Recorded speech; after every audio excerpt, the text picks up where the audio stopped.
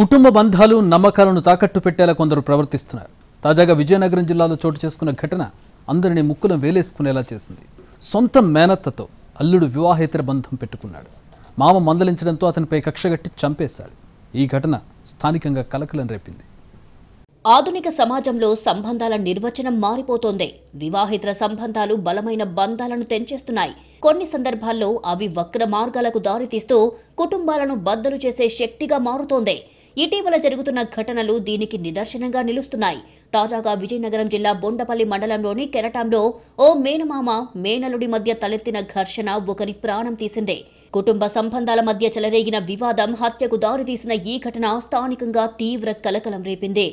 ఇద్దరు కాలుకలు బుర్రకులు పట్టుకొని పడుతుంటే నేను అడిగాను, అదే కాలు చేతులు పట్టుకొని పడుతుంటే నోరు మూసుకుని కాముగుండు కాసేపు అని బయట తీసుకొచ్చి చేసిన తర్వాత లోపలికి వచ్చి చెప్పాడండి, నువ్వు కానీ బయటకు అరిసావంటే నీ పిల్లలు నిన్ను కూడా ఇక్కడే చంపేస్తాను, నా గురించి తెలుసు కదా, నేను ఆల్రెడీ 2 సార్లు పోలీస్ స్టేషన్కి వెళ్ళి జైలుకి వెళ్ళి వచ్చారు, మిమ్మల్ని కూడా చంపేసి ఈ రాత్రిని దెబ్బెత్తిన నా ఏకలు ఎవరు తీయలేరు అన్నాడండి.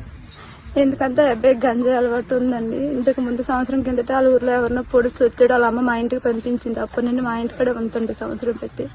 అలాగే మా అమ్మ లేట్ చేస్తాడని భయపడి మరి నేను ఊరపలేదండి. కెరటాంకి చెందిన నిడిగెట్టి కృష్ణను అతడి మేనల్లుడు నారిపాటి సాయి మద్యం మత్తులో పీక నులిమి హత్య చేశాడు. నిందితుడు సాయి, మృతుడు కృష్ణ ఒకే ఇంట్లో ఉండేవారు. కృష్ణ భార్యతో సాయి వివాహితర సంబంధం కొనసాగిస్తున్నాడు. ఈ విషయాన్ని గమనించిన కృష్ణ సాయిని మందలించడమే కాకుండా సంబంధాన్ని విడిచిపెట్టాలని హెచ్చరించాడు. రాత్రి ఇద్దరు మద్యం సేవిస్తూ గొడవకు దిగారు. మద్యం మత్తులో ఉన్న సాయి కృష్ణపై తెగబడ్డాడు. పీక నులిమి ఊపిరాడకుండా చేశాడు. దీంతో కృష్ణ అక్కడికక్కడే మృతి చెందాడు. కుటుంబ సభ్యులు విషయం బయటపడకూడదని సహజ మరణంగా చెప్పి మృతదేహాన్ని పూడ్చిపెట్టారు. మా నాన్నగారిని ఈవినింగ్ 6 o'clockకి సిట్టింగ్ అంటే బాత్రూమ్ అని వంకెట్టుకొని సిట్టింగ్కి తీసుకెళ్లారు. అటు నుంచి 11:30, 12 ఆ టైం అప్పుడు వచ్చారు. వచ్చి మా డాడీ ఏడు మయ్యాన్స్ అంటే అక్కడ తాగిన దగ్గర పడుకొని ఉన్నాడు అని అన్నాడు. అయితే ఫస్ట్ తిని వెళ్ళి తీసుకొచ్చేదంతా సరే అని అన్నాడు. తినేసాడు. తినేసిన తర్వాత ఇద్దరం వచ్చేసరికి అక్కడ అన్కాన్షియస్ పడి ఉన్నాడు. అన్కాన్షియస్ పడి ఉన్నాడంటే మందు ఎక్కువైంది అన్నాడు. ఫోన్లైన్ లిఫ్ట్ చేస్తే బాడీ మొత్తం వెయిట్ ఎక్కువైంది, బాడీ మొత్తం ఫ్రీజ్ అయిపోయింది. మందులో ఉంటే బాడీ మొత్తం ఫ్రీజ్ అయ్యి వెయిట్ ఎందుకు ఎక్కువ వద్దని అంటే ఏమో తెలియదని అన్నాడు. బలవంతంగా బండి మీద తీసుకొచ్చి కూర్చోబెట్టాం. ఇంటి దగ్గర తీసుకెళ్ళి ఇంటి దగ్గర పడుకోబెట్టిన తర్వాత అడిగాను, ఏటైంది అసలు నిజం చెప్పమాయని అంటే మీ నాన్నకి నాకు అక్కడ తాగిన దగ్గర గొడవ అయింది, చంపేశాను, మీరు ఎవరికైనా బయట చెప్తే నిన్ను మీ చెల్లి మీ అమ్మను కూడా చంపేస్తాను వార్నింగ్ ఇచ్చాడు. అంతా అయిపోయిందనుకున్నారు. కానీ గ్రామ పెద్దలకు సాయి తీరుపై అనుమానం వచ్చింది. సాయిని పిలిపించి నిలదీశారు. అంతే, సాయి తర్వాత నుంచి గ్రామంలో కనిపించలేదు. అనుమానం నిజమని భావించిన గ్రామ పెద్దలే డయల్ 100కు కాల్ చేసి పోలీసులకు సమాచారం అందించారు. ఫోన్ కాల్ ఆధారంగా సంఘటనా స్థలానికి చేరుకున్న బొండపల్లి పోలీసులు తహసీల్దార్ సమక్షంలో మృతదేహాన్ని బయటికి తీసి పంచనామా నిర్వహించి పోస్టుమార్టం నిమిత్తం తరలించారు. కృష్ణ భార్య పైన కూడా అనుమానాలు వ్యక్తమవుతున్నాయి. అంతా తెలిసి చెప్పకుండా ఇలా పూడ్చిపెట్టారని గ్రామస్తులు చెప్పుకుంటున్నారు.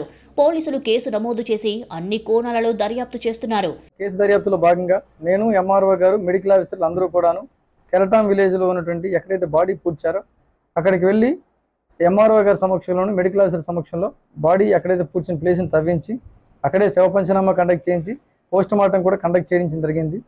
ప్రజెంట్ మెడికల్ ఆఫీసర్ తాలూకు పోస్ట్ మార్టం రిపోర్టు పెండింగ్ ఉన్నది. వాళ్ళు ఇచ్చే రిపోర్ట్ని బేస్ చేసుకుని తదుపరి చర్య తీసుకోవడం జరుగుతుంది. అదేవిధంగా మనం ఎవరైతే అనుమానాస్పదంగా ఉన్నటువంటి దీంట్లో సస్పెక్ట్ ఉన్నారో నారపాటి సాయి నిన్నటి నుంచి కూడా గ్రామంలో కనిపించట్లేదు. ఇంకొంచెం ఆయన మీద అనుమానం బలపడుతుంది. ఆయన కోసం కూడా వెతుకుతున్నాము. సమాజంలో జరుగుతున్న ఇలాంటి ఘటనలు అందరినీ కలవరపాటుకు గురి చేస్తున్నాయి. కుటుంబాల్లో బంధాలపై అవగాహన లేకపోవడమే ప్రధాన కారణమని నిపుణులు చెబుతున్నారు.